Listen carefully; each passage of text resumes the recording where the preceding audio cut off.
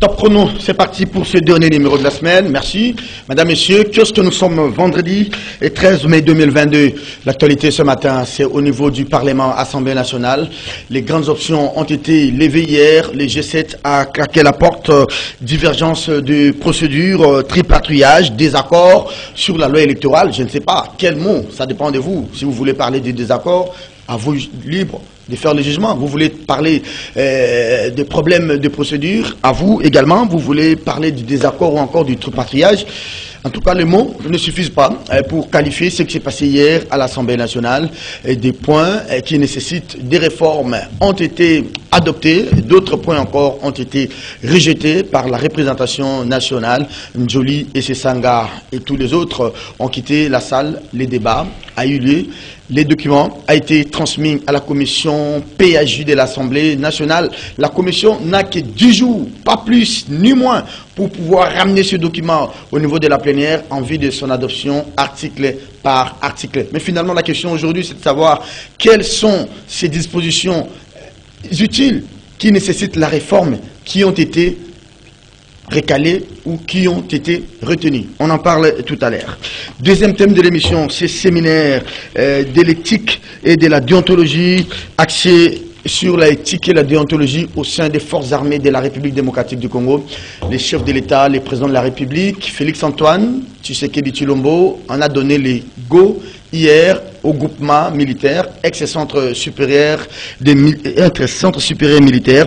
Le commandant suprême a dénoncé et fustigé publiquement les comportements pervers de certains cadres de l'armée, officiers généraux et officiers supérieurs des forces armées de la République démocratique du Congo. Tous étaient hier les regrets des chefs de l'État. Aucune fois dans l'histoire de notre armée, on a pu mobiliser les moyens en faveur des hommes en kaki, mais les résultats n'ont pas suivi. Félix s'est montré catégorique. Il dit niet quant à la mutualisation des efforts entre les forces armées de la République et les groupes armés pour bouter dehors les M23. On ne peut pas, dit Félix Tshisekedi, prétendre éteindre les faits en y ajoutant de l'huile. On en parle tout à l'heure. Madame, Messieurs, merci de nous avoir choisis. Bienvenue à vous. Gauthier Sey, bonjour. Bonjour cher ami. Bienvenue à vous. Merci beaucoup, merci pour l'invitation. Bonjour à l'aîné et bonjour à tous ceux qui nous suivent ce matin. Je pense que je plaide pour un débat républicain. Nous allons essayer d'analyser les questions d'élèves pour permettre à ceux qui nous suivent d'être un peu éclairés sur certaines questions. Un petit commentaire sur cet état-tête ou ces rapprochements en vue entre Matata et Martin Fayulu, même si ce n'est pas à l'ordre du jour de ces débats. Non, ce sont des Congolais d'ailleurs qui se sont retrouvés, et je ne trouve pas un problème, mais simplement politiquement, je pense que Matata avait un peu, Fayulu plutôt, il veut un peu jouer les rôles que jouait hier les Sphinx du Mété, Etienne Tshisekedi, qui essayait de rassembler tout le monde autour de lui, mais simplement, Fayulu est en train d'oublier que Tshisekedi ne prenait pas des gens qui ont fini les mandats, il ne prenait pas des gens des frustrés, des régimes, c'était des gens qui ont essayé de dire non, comme Katumbi, il a dit non, troisième pénalité, c'est comme Kamere, il a dit non à l'entrée des troupes rwandaises, et c'est ce qu'il a voulu... qui a cherché à ce qu'on puisse le mettre dehors par l'ancien président Joseph Kabila. Mais là, nous avions des gens qui ont fini leur mandat, qui se sont enrichis et qui sont devenus ce qu'ils sont et qui voulaient encore briguer d'autres responsabilités au niveau national. Ils n'ont pas eu la chance et ils pensent qu'il faut aller maintenant chez Fayulu, il faut aller chercher la popularité. À Fayulu de jouer franchi avec eux, ce sont des Congolais, il ne peut pas fermer la porte aux Congolais, mais de savoir qui il faut, n'est-ce pas, recevoir et qui il faut parler politique, qui il faut parler Congo d'une manière générale. Et s'il faut intégrer l'opposition Lamuka, je pense qu'il faut qu'il y ait des critères parce que je ne vois pas pourquoi on doit maintenant commencer, n'est-ce pas, à recruter ou à recevoir des frustrés, des gens qui n'ont pas essayé d'aider la République à se développer quand ils étaient aux affaires ou qui n'ont pas bloqué, je sais pas moi, une violation quelconque de la Constitution ou quelqu'un qui voulait se faire passer pour un chef coutumier. Mais bon, je pense que ce sont des Congolais, mais déjà il y a un petit souci entre Fayulu et Muzito. Justement, c'était d'ailleurs la question que j'allais vous poser, parce qu'il faudrait éviter que Fayulu puisse se tirer une balle dans la jambe. Hein. Non, mais c'est déjà prévisible. Quand vous voyez Matata passer sur les ondes dire que l'effacement de la dette intérieure, et tout ça, extérieure, c'est moi, Matata, quand j'étais ministre de l'Intérieur, et pourtant... Non, ministre des Finances. Ministre des Finances plutôt, et pourtant ça a toujours été les bilans sur lesquels le Muzito c'est toujours accroché. toujours accroché. Et donc vous comprenez, c'est déjà un problème, et vous comprenez dans quel climat où il y a eu remise et reprise entre Muzito et Matata. Donc tout ça, vous comprenez déjà qu'ils ne sauront pas cohabiter ensemble. Je vois très mal Muzito accepter Matata à ses côtés, même si lui-même Muzito aussi, il a regagné l'opposition après avoir été mis de côté. C'est pas quelqu'un qui s'est opposé à une violation quelconque. Donc tous ils sont dans presque la même catégorie. Mais à Fayulu maintenant de jouer un franc jeu vis-à-vis de sa population et aussi de dire à tous ces gens-là qu'il est temps, n'est-ce pas, de parler Congo d'une manière générale. Mais pour les combats de l'opposition, il faut faire comme Etienne Tshisekedi, recevoir ceux qui ont risqué leur vie pour le peuple congolais. Je prends l'exemple ici de Moïse Katumbi qui a dit non, troisième pénalty, Kamere et les autres qui se sont opposés, n'est-ce pas, au dictat de l'ancien régime. Mais ceux qui viennent aujourd'hui, après avoir épuisé leur mandat, après avoir construit des immeubles, ce sont des richissimes aujourd'hui, je ne vois pas pourquoi Fayulu doit les ouvrir la porte parce que la population attend encore le procès de Boukamalouz. Merci beaucoup à vous, cher Gauthier Sey, pour ce mot d'introduction. En face de Gauthier, nous aurons encore un autre poids lourd de la profession. Il fait son comeback après 2 ou 3 mois d'absence. Moïse Moussangana Mwamba, qui n'est plus à présenter sur ces plateaux de kiosque. C'est parmi les gardiens du temple de Semag. Bonjour et bienvenue Moïse. Bonjour Serge. Plus de 3 mois d'absence, franchement. Ah oui, je crois que je te l'ai dit hier au téléphone. Tu m'as même dit que j'étais caché une information. J'avais un problème sérieux dans ma famille, avec ma femme qui avait fait un AVC. Vous comprenez, je devais lui apporter tout le soin. Et Dieu merci qu'elle est en train de se remettre. Et voilà. Allez, c'est ce qui explique, merci beaucoup. Allez, des belles paroles pour notre maman qui, j'espère, est en train de nous suivre. Clin d'œil à vous, chère maman. Nous vous aimons et toutes les bénédictions pour vous. Bon rétablissement. Moïse, un mot sur le confrère du... Oui, je voudrais tout simplement dire que Martin Fayulu est tout simplement perdu. Oh, perdu. Il est dans une bulle d'air et il n'a plus de repères. Vous savez, la grande erreur que Martin Fayulu a faite, c'est de n'avoir pas été à même de gérer la popularité d'emprunt. Capitaliser. Oui, capitaliser la popularité d'emprunt qu'il a eue en 2018 après Genève, grâce à Bemba et Katumbi. Parce que vous savez, Fayulu ne représentait absolument rien. Il a fallu cette circonstance pour que Fayulu bénéficie du double soutien et de Bemba et de Katumbi, sans oublier aussi la population qui avait soif du changement. Avec les régés du système Kabila. Et tout ça a fait que Fayulu était porté par 2 poids lourds de la scène politique. C'est ça, son envol. Il était sur une rampe, mais il n'a pas su supporter le poids du vol et consort. C'est ça, tout simplement. Donc, en termes clairs, je voudrais dire que Fayulu n'a pas d'idéal. Parce que, pas plus tard qu'hier, il y a eu une vidéo virale sur la toile qui reprenait un extrait d'un discours de Fayulu en tant que président élu, qui clamait à tue-tête que désormais il faut mettre fin à la corruption, au détournement. Il faut voir clair dans tous les dossiers ténébreux de la République, et en premier lieu il a cité l'affaire Boukangalonzo. Il a même taxé d'une escroquerie du siècle. D'une escroquerie du siècle. Oui. Et on sait qu'au centre de cette affaire, même s'il y a eu balbutiement de la justice et consorts, on sait que c'est Matata. Je ne vais pas revenir sur les décisions de la justice et consorts, mais je sais que au centre de cette affaire, la ministre à l'époque du portefeuille, Madame Luz Munga, le ministre de l'agriculture, Vahumiti, tous ont fait des déclarations, ont fait des témoignages, comme quoi celui qui a piloté les dossiers, c'était Matata. Celui qui leur a même donné 48 heures pour pouvoir signer des contrats avec tel ou tel. C'est même la copie de la lettre à la maison. Mais alors, c'est-à-dire qu'il doit nous éclairer. Il peut avoir été sauvé, entre guillemets, par la justice. Mais Matata doit nous expliquer qu'est-ce qui est arrivé. Alors, Moïse. Et Bukangolonzo, c'est un de ces projets phares qui devait suppléer au manque qu'est-ce que je veux dire, qui devait suppléer à l'alimentation du peuple congolais et consorts. Mais malheureusement, ce projet-là s'est noyé. C'est lui qui l'a piloté. Mais il veut encore devenir président. Oui, il trouve. Et puis il est en train de vanter. Il est extraordinaire, Matata. Oui, ce qui va laisser de plume, j'ai posé la question à Gauthier. Gauthier a répondu sans appel que ça risque d'être Fayoulou qui va s'effacer au profit de non, c'est-à-dire que Fayoulou, je vous ai dit qu'il a perdu la boussole, parce qu'autrefois, il a dit que je n'ai jamais touché la main de Kabila, il n'avait pas besoin de la toucher. Mais on voit dans le bloc patriotique, il se met avec Kabila et consorts. Et aujourd'hui, il participe dans deux manifestations avec les gens du FI. Je voudrais rappeler, peut-être au souvenir de téléspectateurs, je crois que mes amis de CKTV me suivent. Nous avons été fermés quand j'étais DG de CKTV pendant 22 mois. À cause de? À cause de quoi? Parce que nous avions donné la parole aux députés de l'opposition autrefois qui avaient dit non à la révision unilatérale de la loi électorale. C'était mi-janvier 2015.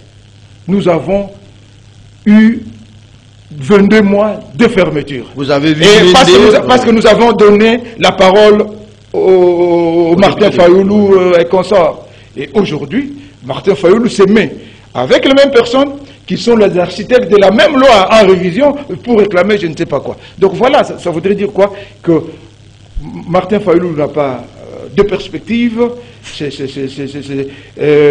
Il est peut-être tshisekidiste des noms, mais il n'est pas tshisekidiste idéologiquement, et voilà. Merci beaucoup à Moïse Moussangana. Je crois la semaine prochaine, cher Moïse, je ne connais pas votre emploi du temps, vous allez quand même réfléchir sur les alliances. Prenez les alliances depuis les années 60, avec les premières élections, les deuxièmes élections.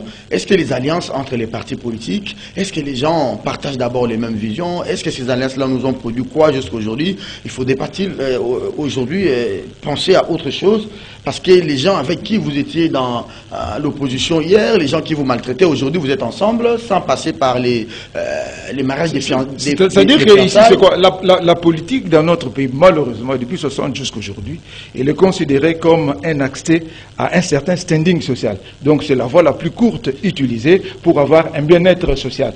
C'est pourquoi il y a le pouvoir pour le pouvoir. Donc on n'accède pas au pouvoir parce qu'on pense qu'on a des idées pour pouvoir changer sa société, mais on va au pouvoir parce qu'on pense qu'on peut avoir des prébendes et ça peut arranger ma vie et la vie de ceux qui me sont proches. Alors, vous gardez les micros, cher Moïse, mesdames, messieurs. Premier thème de cette émission, ce séminaire sur l'éthique et la déontologie au sein de nos forces armées et de la République démocratique du Congo. Je disais tout à l'heure, au début de cette émission, officiers généraux et officiers supérieurs autour du chef de l'État, autour du ministre de la Défense, Gilbert Kabanda, autour du chef d'état-major général.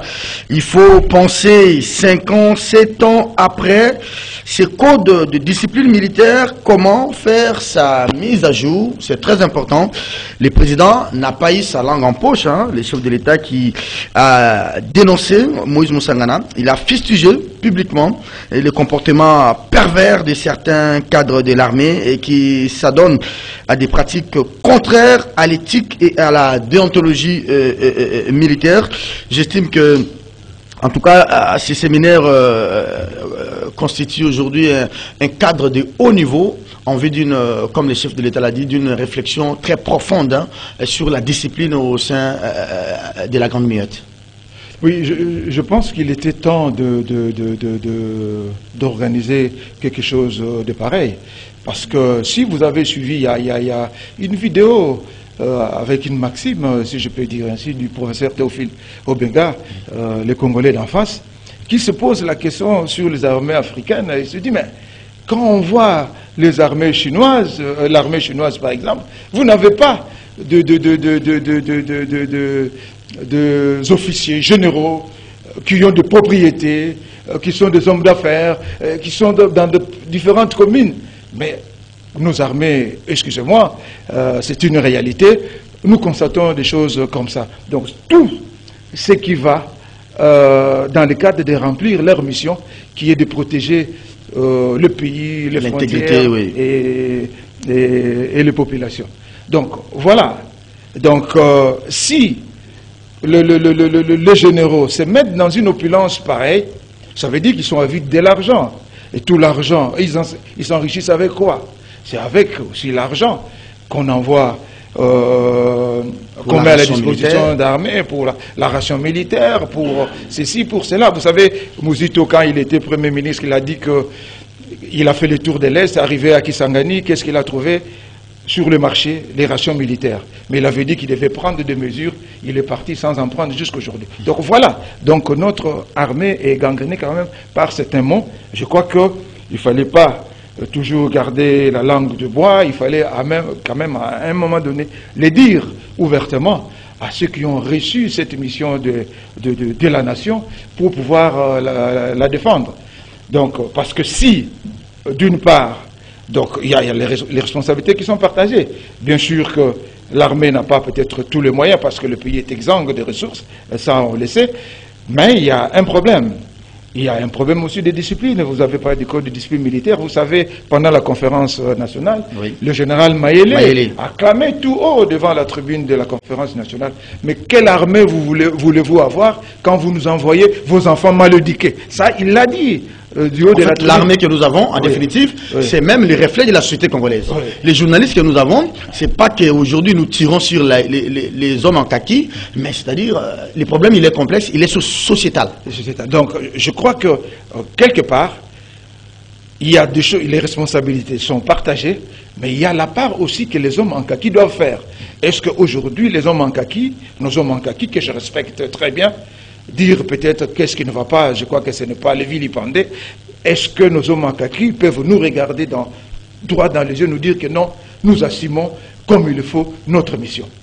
Donc voilà, parce que quand on voit ce qui se passe peut-être à l'Est et qu'on sort, toutes ces bandes de bandits, de voyous et qu'on sort, qui n'ont aucune formation militaire, malmener les troupes nationales, il y a quelque chose, il y a des questions à se poser. Mais en tout ça, on sait, on a arrêté des gens, il y a même des gens qui sont condamnés à mort, qui sont en train de vendre de munitions à ces bandits-là qui sont en train de malmener la République. Je crois que la question de l'Est, ce n'est pas seulement une question interne, il y a aussi une question, c'est aussi une question internationale, parce que ça, c'est ce que le Congo ne doit pas perdre de vue. Le Congo doit avoir à l'esprit, comme l'a dit Biyoya dans un de ses livres, paix à son âme, oui, que tout le monde dans la sous-région travaille à l'affaiblissement du Grand Congo.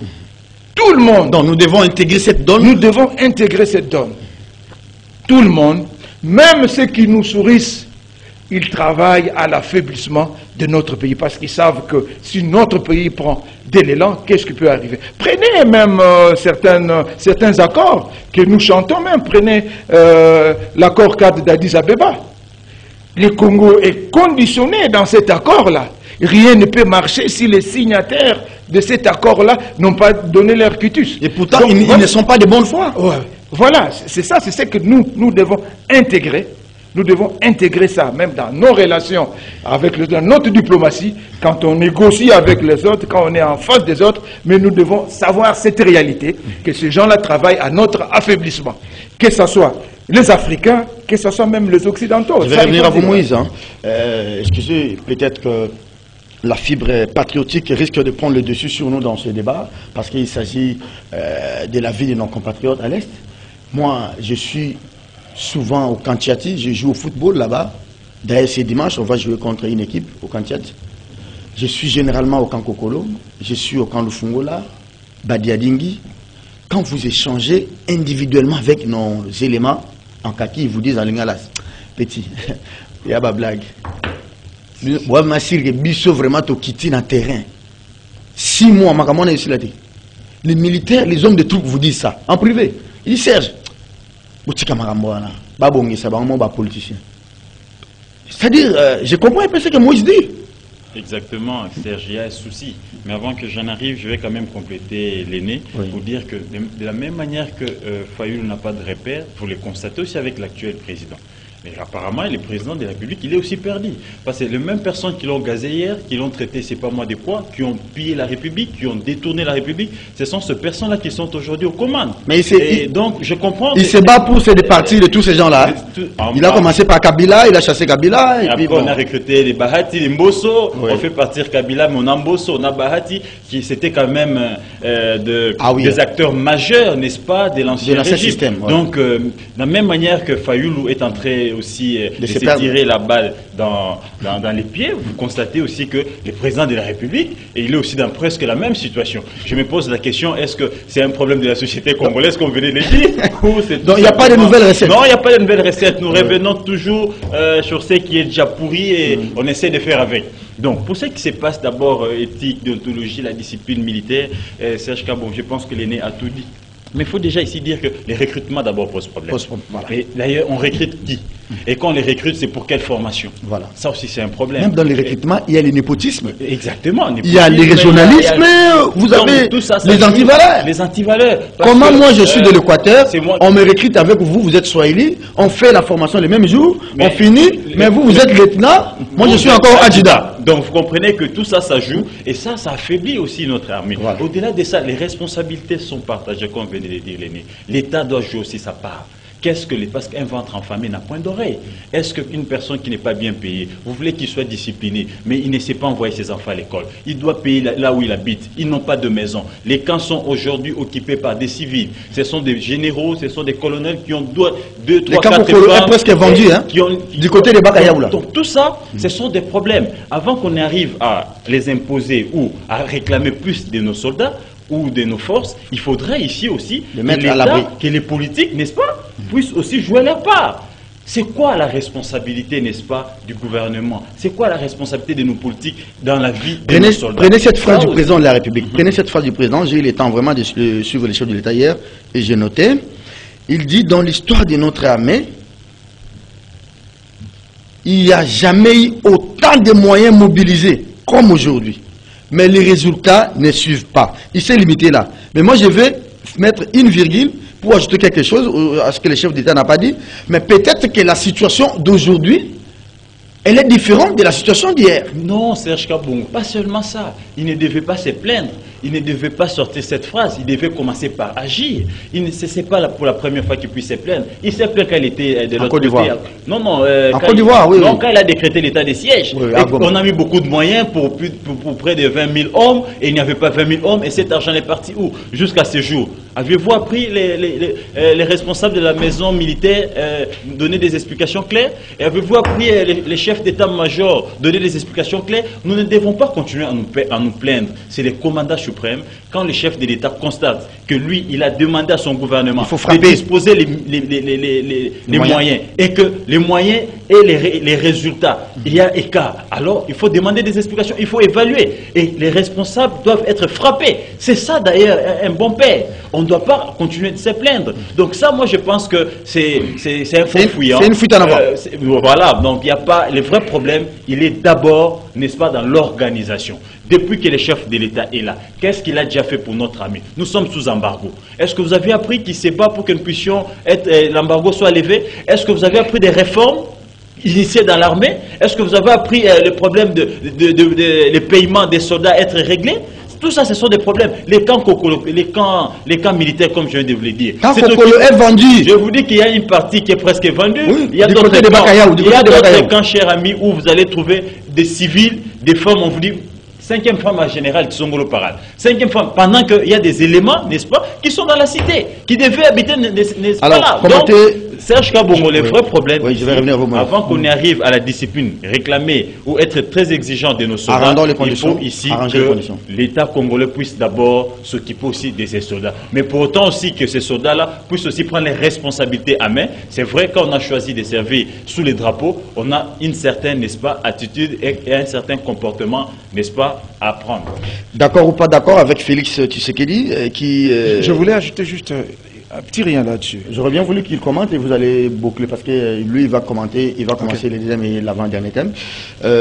D'accord ou pas d'accord avec les chefs quand il dit, bon, d'abord, il dit qu'il va poursuivre les réformes au sein de l'armée, mais la phrase, je trouve importante à commenter, quand il s'oppose à toute mutualisation, c'est maintenant les concepts en vogue, hein, à toute mutualisation entre les FARDC et les groupes armés locaux pour mater les M23. Il dit on ne peut pas éteindre les feux en y ajoutant de l'huile.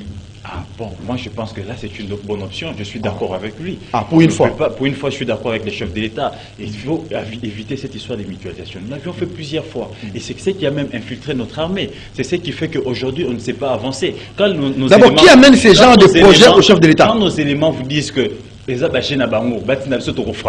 donc ils connaissent la vérité. Beaucoup disent que nous sommes au front, on veut avancer, on vous dit reculez, n'avancez pas, attendez les ordres de Kinshasa. Les ordres viendront de qui? Donc moi je pense que cette fois-là, le chef de l'État a raison. Mais maintenant, il faut maintenant mettre ces éléments-là en condition et les équiper pour frapper fort. Parce que nous n'allons pas, Serge Kabongo, ici, résoudre les problèmes de l'Est avec des négociations. Merci. Il faut imposer la force. On dit la paix se négocie aussi. Il faut imposer. Si d'un côté on négocie, de l'autre côté l'armée elle est forte, elle est en train de frapper. Serge Kabongo, il y a des milliardaires qui se sont créés dans cette histoire. Et vous pensez que vous allez les prendre, venir le mettre ici, et DG, PD, ministre, PCA, il est habitué à avoir des minéraux, à vendre, il s'est fait des millions de dollars. Et là, il faut l'imposer la loi. Et là, c'est ce qui pourra, n'est-ce pas, permettre à nos concitoyens qui vivent à l'Est, reprendre la paix, reprendre la vie normale. Aussi longtemps que nous irons de mutualisation à mutualisation, nous n'aurons pas le temps de réformer l'armée, nous n'aurons pas le temps aussi, n'est-ce pas, d'avoir une armée forte et de chasser tous ces infiltrés qui sont aujourd'hui en train de jouer au pourrissement de l'armée congolaise. Moïse Moussarana, oui, je vais juste amener un élément d'information à mon confrère Gauthier. Parce que quand il a parlé de l'embargo qu'il nous a imposé, il a dit que le chef de l'État n'a jamais fait... Il ne fait pas assez. Non. Le chef de l'État l'a dit solennellement devant les Nations Unies. Oui. Il a demandé qu'on lève l'embargo des armes contre la RDC. Non, quand dire c'est faire, Moïse. Non, mais il y a eu, après, la réunion du Conseil de sécurité qui a reconnu l'embargo. C'est qu'on n'est pas avancé. Le Conseil de sécurité, oui, mais je ne sais pas qu'est-ce qu'il peut faire au-delà du Conseil de sécurité. Donc, il faut peut-être continuer à négocier la diplomatie et consorts. Donc, c'est ça un élément d'information. Très bien. Pour le reste, le chef de l'État n'agit pas et consorts. Non. Je crois que j'ai eu peut-être le temps, parce qu'il faut le se dire. Moi, pendant les élections de 2018, j'étais coordonnateur de la communication de Martin Fayoulou, par le biais du MLC. Oui. Donc, mais j'ai pris le temps de scruter les projets. Tu sais qu'il dit. Et j'ai compris, et j'ai même écrit un livre qui va paraître prochainement, la méthode Félix Antoine Tshisekedi. En 2 ans. C'est-à-dire qu'il faut aussi avoir en tête les réels politiques. Ça veut dire quoi? La tactique aussi. Oui. Tshisekedi arrive au pouvoir. Il a d'abord un problème sur le plan politique institutionnel, parce qu'il n'a pas de majorité. Il force une majorité avec le FCC, malgré lui. Qui les malmène d'ailleurs. Et puis, il y a tous les autres leviers de pouvoir qui sont entre les mains des gens qui ne contrôlent pas. L'armée, la justice, la Cour constitutionnelle, la CENI, et consorts. L'administration. Donc ça veut dire que comment allez-vous agir? Vous allez vous élever et que vous n'avez pas de soubassement, mais vous allez tomber dans un gouffre. Il faut avoir le temps, il faut prendre le temps d'étudier les choses. Avec les fameux déboulonnages. Oui. Il y est arrivé, d'abord c'est la grande réussite de ce mandat, c'est arriver à déboulonner sans effusion de sang. Le FCC, ça il faut les reconnaître. C'est un coup de maître, ça il faut le dire. Comment il a procédé? Vous avez écrit ça dans le livre? Si, c'est on y reviendra. On y reviendra. Donc, même dans l'armée, parce que l'armée là c'était encore très compliqué. Il ne faut pas aller donner un coup dans la termitière sans savoir qu'est-ce qu'il y a dans la termitière. Donc, il fallait y aller avec méthode Munici. Je crois que il est en train peut-être d'y arriver. Il y a toujours des scores. On va parler loi électorale, 15 minutes nous séparent. Donc, voilà. Donc, je crois qu'il il ne faut pas le condamner du coup, Mais il faut prendre le temps de le suivre, et c'est pourquoi même il met beaucoup de temps pour pouvoir résoudre certaines questions. Parce que il faut faire très attention. Avec méthode. Hein, il n'avait rien avec lui qui pouvait soutenir son pouvoir, parce que tout, il faut le dire, était entre les mains de celui qui... Il y avait l'ancien régime, et ces gens-là, bien que Kabila physiquement soit parti, mais Kabila était encore là, tous se mettaient là. Merci, tous les moyens étaient mis Moïse Moussangana, merci. Voilà. Merci à Gauthier Sey. Non, malheureusement, il nous reste 15 minutes, mais Kabila reste encore là au travers de ses bourgmestres. Oui, mais ça prend... Au travers de ses anciens... PDG, CEP, le pourquoi pas ne pas dire même CESAC, parce que toi aussi tu devais être au CESAC. C'est pas une question d'obsession pour moi. Ici, ça prouve que le vient de démontrer noir sur blanc que le programme de Tshisekedi acquise beaucoup de faiblesses, parce que son programme devait étudier des scénarios où il n'a pas la majorité. Qu'est-ce qu'il devait faire, n'est-ce pas? Donc ça acquise quand même beaucoup de faiblesses. Justement. Et des deux, je ne peux pas comprendre que l'aîné me dise que dans 4 ans, il est en train de voir, d'étudier. Non, je pense que quand on est dans l'opposition, quand on sollicite la magistrature suprême, on a étudié tous les problèmes, toutes les difficultés, et vous venez proposer des solutions. Mais avec quelle majorité? Avec quelle majorité? Ça devait être un scénario étudié. On va pas être dans une bulle d'air comme Fayoulou. Allez, merci beaucoup, madame, messieurs. Dernier thème de l'émission. On va prendre la loi électorale. Moïse Moussangana, vous pouvez bien nous faire un grand zoom sur ces débats. Et Gauthier va prendre article par article. Sinon, j'ai posé la question à l'introduction de cette émission. Et quelles sont les dispositions majeures de cette réforme et quelles sont celles qui ont été élaguées et quelles sont celles qui sont restées? Et je vais quand même rapidement lire, par exemple, les rejets du système de parrainage de députés provinciaux à l'élection de gouverneurs, l'adoption de la proportionnelle, la recevabilité des listes au prorata de 60% des sièges à compétition, rejet du système de parrainage du parti des élections des sénateurs, rejet de l'interdiction, adoption de la prise en compte de la dimension genre dans la constitution de la liste. Et je prends la dernière, c'est quoi? Les rejets de l'institution du système transparent de gestion des résultats par leur traçabilité, segmentation et numérisation dans le cadre du Centre national de centralisation et de publication des résultats. Quelles sont, à votre avis, les nouvelles réformes qui... Oui, d'abord, il faut rappeler que la loi électorale, c'est ça même l'armature principale pour l'organisation des élections. Parce que c'est elle qui nous dit comment les élections vont se faire, comment on va participer aux élections, comment on va les gagner, qui nous donne comment on fait la répartition des chaises. C'est la répartition chez nous, c'est une loi annexe qui vient, je crois qu'elle va venir après l'identification des électeurs. Après qu'il y ait identification des électeurs. Donc voilà, c'est ça, c'est vraiment l'armature électorale, si je peux dire ainsi. Et que cette loi, il faut la rappeler, j'avais déjà dit que cette loi, c'est l'œuvre du FCC que le G13 a globalement essayé de réviser. Mais il faut dire que dans notre pays aussi, c'est quoi? Parce que c'est ça aussi la démocratie. La démocratie, ce n'est pas toujours aussi la raison. Hein. Parce que la raison elle-même n'est pas démocratique. La raison, elle est parfois subjective. Hein. Oh, oui, parce que si elle n'était pas démocratique, si elle était je démontre, il y a des gens qui sont morts comme Galilée, qui avait raison, qui a dit que la Terre tournait autour du Soleil. Tout le monde avait mais à ce moment-là, on a dit que c'était l'inverse. Il est mort, alors qu'il avait raison. Il a fallu des siècles pour que mathématiquement et physiquement, Newton démontre que voilà, c'est comme ça, et tout le monde a accepté. Donc voilà, c'était juste pour dire qu'il faut toujours faire attention. La raison n'est pas souvent aussi démocratique, mais il faut aussi de la raison pour faire la démocratie. Voilà, c'est un peu une sauce qui n'est pas facile à préparer. Donc, ici, il y a même le G13 qui a claqué la porte hier, parce que certaines de ses propositions qu'il a cru vraiment être fondamentales pour cette loi ont été rejetées. Vous avez parlé, par exemple, du parrainage de députés, des sénateurs, des gouverneurs et consorts. Mais qu'est-ce qu'on appelle parrainage? Parce qu'il faut toujours avoir en tête certaines théories. Par exemple, en France, par exemple, quand il y a des conditions qui sont reprises dans la loi pour être président de la République, mais il y a aussi d'autres conditions de forme, comme le parrainage. C'est qu'en France, par exemple, le président, il y a un parrainage pour le président. C'est-à-dire qu'il faut 500 députés d'outre-mer et consorts élus qui doivent soutenir la candidature du président. Ça, c'est pour éviter peut-être les candidatures fantaisistes et consorts.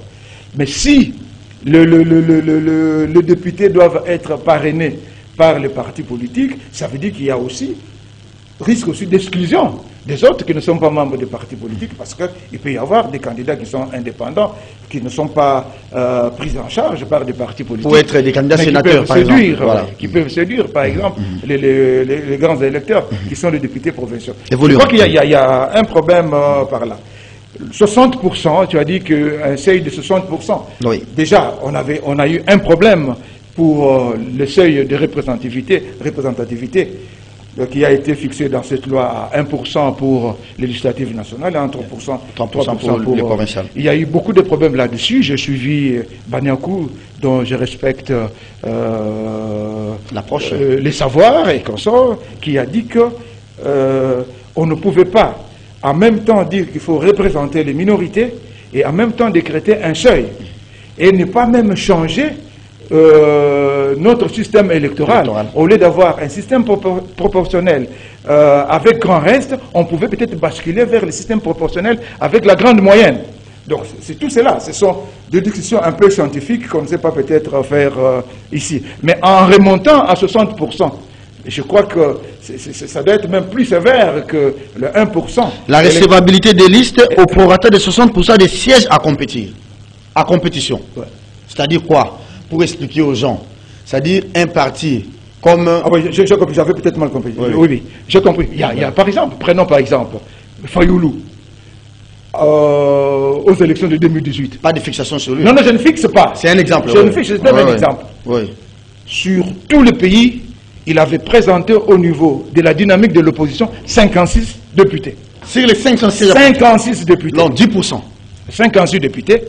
Ça veut dire qu'il ne pouvait pas avoir de témoins partout et qu'on sort, et quand on va crier par après que ceci, c'est là, voilà, la vérité des urnes, alors qu'au départ, il y a déjà un problème. Je crois que quand on venait, j'en ai parlé avec Gauthier hors micro, ici.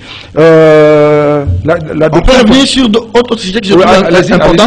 Adoption d'un régime légal exhaustif pour le vote électronique. Vous avez même écrit un livre sur ça. Oui, vous savez, dans tout ça, c'est ça un peu le malheur chez nous. Aujourd'hui, le G13 va parler qu'on adopte le système électronique. Et ça a été adopté. Oui, mais ok. Est-ce que le G13 a pu expliquer aux gens qu'est-ce que le système électronique?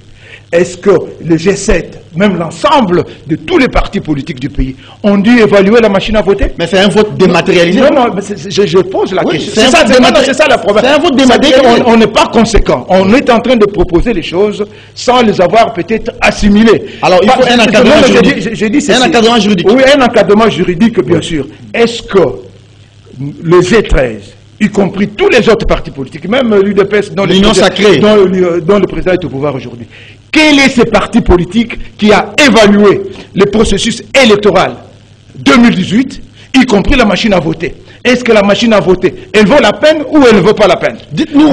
Il vous reste 2 minutes. Voilà un peu la légèreté avec laquelle nous traitons certaines questions. C'est ça tout le problème. Donc, c'est ça la légèreté avec laquelle... Donc vous n'êtes pas d'accord avec ça? J'ai dit ceci. Quand on vient présenter quelque chose à la représentation nationale, à la nation, au travers de la représentation nationale, il faut qu'on soit le plus outillé possible. Je viens de faire voir qu'en cette matière-là, aucun parti politique n'a l'expérience. N'en a l'expérience parce qu'ils n'ont procédé à aucune évaluation de la machine à voter. Donc, je vais terminer aussi par quelque chose. Il y a un problème là de la cartographie électorale avant la publication du calendrier électoral. Oui, je crois que c'est question aussi d'expérience, parce qu'il faut aussi évaluer les 3 processus électoraux pour savoir que les Congos, avec les moyens qui sont toujours limités, se trouvent dans parfois dans une situation où on ne suit pas chronologiquement le calendrier pour pouvoir faire les élections, parce que des fois, on peut sauter d'une étape à une autre. Et comme ça. Alors, garder cette disposition là-bas, je crois que ce n'est pas très intéressant, parce qu'il peut arriver qu'on saute d'une étape à une autre, comme cela est arrivé dans les 3 processus antérieurs. Alors Moïse, moi, je pense donc voilà. Les débats restent encore ouverts. Les débats restent ouverts. La PAJ peut revenir et avec certains amendements, et la plénière va juger lors du vote. Alors, il y a quand même des amendements, je dirais des propositions qui ont été élaguées, et au vu de G13, c'est vraiment des propositions élaguées qui feront les lits pour le fraude électoral en faveur de l'Union sacrée. Je prends une disposition, par exemple. Ils ont rejeté l'interdiction de porter comme suppléant, sous peine d'annulation des élections, les parents en ligne directe. Ils ont aussi rejeté l'interdiction à la distribution d'argent, des biens ayant une valeur pécuniaire ou tout autre. Et il y a encore un dernier point. Ils ont rejeté l'obligation, ça c'est grave, hein, l'obligation de publier la cartographie électorale avant la publication du calendrier électoral. C'est ça les vrais problèmes, Serge Kabongo. Quand vous dites que la commission PAJ va revenir sur les débats, non, à entendre Mbosso... Ces options-là restent comme telles. Non, comme telles. Il y avait 18 thématiques et il faut soumettre ça à la plénière. Et d'ailleurs, il faut ici rappeler à ceux qui nous suivent que c'est une disposition, n'est-ce pas, presque exceptionnelle, créée par les bureaux Mbosso. Oui, cette manœuvre parlementaire-là, ça s'est jamais fait. Ça s'est jamais fait. C'est que c'est passé hier. Généralement, on passe au débat général et on envoie, n'est-ce pas, à la commission. La commission PAJ, fait rapport et puis les débats, c'est au niveau de la commission pour venir soumettre maintenant à la plénière. Voilà. Mais là, nous sommes revenus doublement au débat. Ça, c'est l'union sacrée. Il faut mettre ça dans l'union sacrée. C'est une innovation. Une innovation du bureau Mbosso. Et plus grave encore, on revient, on soumet la question à la plénière. On ne veut pas les débats. On ne veut pas les débats. On veut tout simplement passer au vote. Or, quand vous soumettez encore la question, donc on revient au débat, peut-être il y a des éléments nouveaux à ajouter. Ça, je pense que, comme la plénière elle est souveraine, on ne peut pas parler ici... Qu'est-ce qui a gêné les députés de refuser qu'on n'ait pas de suppléants des proches parents? J'en arrive. Donc ici, parler de la violation du règlement intérieur, c'est difficile parce que la plénière, elle est souveraine. Donc, elle peut se décider sur toutes les questions. Maintenant, j'entre dans le fond de ta question. Qu'est-ce qui a gêné aux députés? C'est quand même un problème d'éthique, comme on venait de le dire. Vous voyez que c'est un problème ici, les gens viennent chercher de l'argent. Les gens viennent chercher comment s'enrichir. Est-ce que vous pensez que... Un mandat familial. Vous pensez que, de la même manière que toi, tu as une vision globale du pays, ton fils, ta femme a aussi cette même façon de voir les choses? Ah non. Est-ce que ta femme est appelée aussi à faire la politique? Ton enfant même? Et pourquoi nous sommes accompagnés des membres du parti? Pourquoi il y a des militants? Pourquoi il y a des cadres? Il y a des camarades du parti? Pourquoi on ne peut pas travailler pour les autres? Donc ça, c'est quand même l'égocentrisme de l'homme politique congolais. Est-ce que ça devrait être pris en compte par la loi électorale, ou bien c'est une question de discipline du parti? Moi, je suis par exemple, un exemple, président du MLC, je m'appelle Jean-Pierre Bemba. J'aligne Gauthier Sey comme candidat à Libengue. Et Gauthier Sey m'amène son ami qui est le financier de la boutique là. C'est royal. C'est royal comme premier cible. Mais il y a une commission électorale du parti. On vous dit, monsieur, mettez un autre membre du parti qui est de la circonscription de Libengue. Serge Kabongo, je pense que la loi devrait aussi encadrer ça. Prenons maintenant les cas de circonscription où il n'y a qu'un seul siège, journal des indépendants. Oui. Qui vont se présenter indépendants, qui n'ont pas besoin d'un parti politique. Il y a un problème d'abord d'éthique de celui qui se présente comme candidat, mais il y a aussi un problème de la loi qui doit s'imposer à tous. Il faut aussi que la loi encadre ça, de la même manière que les partis peuvent s'organiser. Mais aussi, je pense que la loi devait tenir compte de ça pour, n'est-ce pas, empêcher ceux qui seront indépendants dans des circonscriptions uniques de ne pas se présenter avec leurs proches parents. Mais des deux, quand ils refusent encore, ils ont rejeté cette histoire de cumul de candidatures.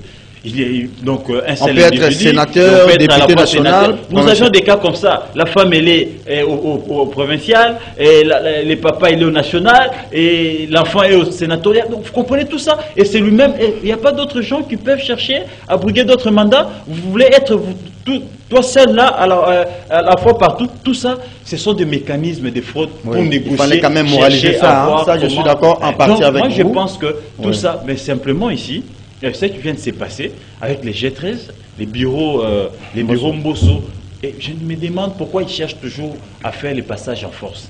L'initiateur, n'est-ce pas, de ces réformes, a quitté la salle. claque la porte, et vous continuez à la plénière. Pourquoi ne pas négocier avec eux, leur faire comprendre? Peut-être qu'ils n'ont pas bien compris la procédure. Cherchez à leur faire comprendre pour qu'ils reviennent dans la salle de débat. Et vous voulez toujours aller de forcing en forcing. Et depuis que les bureaux Mbosso est là, quand les élus claquent la porte, ils s'en foutent. Les FCC a claqué la porte il y a quelques semaines. Ils ont continué les débats dans la plénière. Donc moi je pense que les bureaux, la majorité de l'Union sacrée, qui s'est créée d'une manière miraculeuse, une première au monde où la majorité change en pleine législature, est en train, n'est-ce pas, ici, de montrer ses limites, ses faiblesses. On pensait que c'était une majorité qui devait changer quand même. Une majorité qui devait amener des réformes, n'est-ce pas, dans tous les secteurs. Mais ici, on se rend compte que c'est vraiment une majorité pour le clientélisme, une majorité pour acclamer, mais rien de fond. Très bien. Rien de fond. On va se limiter là pour aujourd'hui. Madame, Messieurs, merci à vous. Le temps nous fait défaut, sinon on reviendrait sur toutes ces questions liées à ces interpellations et arrestations de ces magistrats du tribunal de commerce et aussi au sein de l'ARPTC, mais le temps nous fait défaut.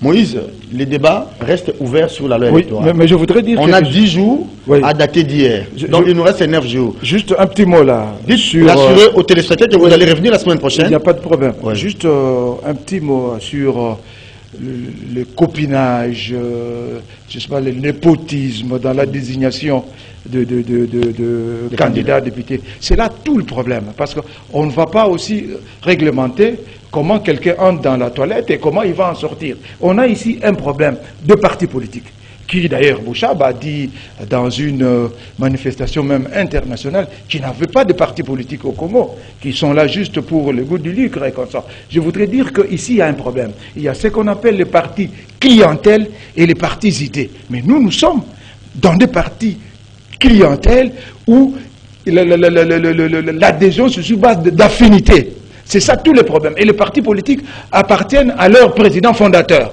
C'est ça tout le problème. Donc, ça, c'est quelque chose qui est propre aux partis politiques. Qu'est-ce que le parti politique... Mais comme les partis politiques ne savent pas combattre ça à l'interne... Mais ce sont des faits... Pourquoi l'État... Non, l'État comment va... Pourquoi l'État ne peut pas être contraint? Non, ce sont des faits... Les partis politiques sont des faits privés. Vous n'allez pas dire... L'État a juste... Mais les faits privés évoluent sur base de règles édictées par l'État. L'État a édicté un cadre qu'on appelle loi portant organisation et fonctionnement des partis politiques. Vous n'allez pas imposer d'autres... Merci à voilà, c'est ça tous les problèmes. Merci. Donc nous devons savoir qu'est-ce qu'un parti politique, pourquoi on adhère à un parti politique, qu'est-ce qu'on attend d'un parti politique. C'est ça tout le problème. Voilà, est-ce que réellement nous avons des partis politiques? C'est ça, il faut se poser la question. Ils vont élaguer l'essai et pourtant l'essai, l'idée était, n'est-ce pas, de permettre à nos partis de s'étendre sur toute l'étendue de la République. Avoir des partis nationaux. C'était ça l'idée du CEI. On ne peut pas avoir un représentant national, mais qui est d'un petit coin, d'un petit parti, qui n'est pas... Et là, il faut aller faire partie d'une plateforme, n'est-ce pas, qui peut, n'est-ce pas, couvrir toute la République. Et moi, je pense, et que je suis contre ceux qui ont élagué l'essai, vous pouvez garder l'essai pour nous permettre, n'est-ce pas, parce qu'avec l'essai, ça te permet, Serge Kabongo, tu es élu chez toi à Libengé, mais tu t'es pour que tu passes député, il faut que tu aies, n'est-ce pas, les voix des autres amis sur toute l'étendue de la République. C'est-à-dire, il y a même des Congolais de l'Ituri, les amis qui vont te permettre, voilà, pour que vous puissiez avoir l'essai, pour que tu sois député et représenter la nation congolaise. Ça dépend de l'association. Et là, on va revenir sur les partis. Il y a un problème fondamental pour nos élections. Est-ce que vous pouvez garder je termine par là. Non, vous pouvez garder ces problèmes-là. Les élections ont une composante ethno-tribale très prononcée. C'est aussi une dimension. C'est une réalité. Je reviendrai là prochainement. C'est une réalité. Pour la question électronique, il faut dire que moi je pense que c'est une mauvaise proposition parce qu'en 2018, on a connu un sérieux problème Kabongo. Moïse l'a dit. Il y a des endroits. Moïse, est-ce que vous pouvez quand même écrire au bureau de la... Il y a des endroits où le vote s'est passé 2-3 jours après. Moïse, est-ce qu'il y a moyen que vous puissiez écrire quand même et approcher les bureaux de l'Assemblée ou approcher la PAJ comme expert sur la question. Vous avez quand même écrit sur les votes dématérialisés. Vous savez, je devais faire suivre je devais faire le tome 2, oui, qui était l'évaluation de la machine à voter. J'ai déjà même tout le canevas, oui, mais je manquais peut-être le temps. Je devais m'y mettre avec quelqu'un qui est maintenant membre de la plénière de la CENI. Je suis très content de boucler la semaine avec vous. 5 sur 5. Ça, c'est la cotation de Serge lui-même. 0 sur 5 pour... non, Moro 1. Moro 1 sur 5. Mon tir 3,5 parce que hier vous êtes venu, l'émission était presque à sa fin. 5 sur 5 à Fiston Atunga. 2 sur 5 à mon ami Christian Bandiolo. 5 sur 5 à Romain Makonda. Alain Kabongo, carton plein 5 sur 5. On va commencer à vous coter régulièrement parce que je trouve que les gens comme les dadis qui ne font rien doivent retourner à la maison. 9h30, madame, messieurs, lundi. Avec le même plaisir. Bonne évasion sur nos antennes.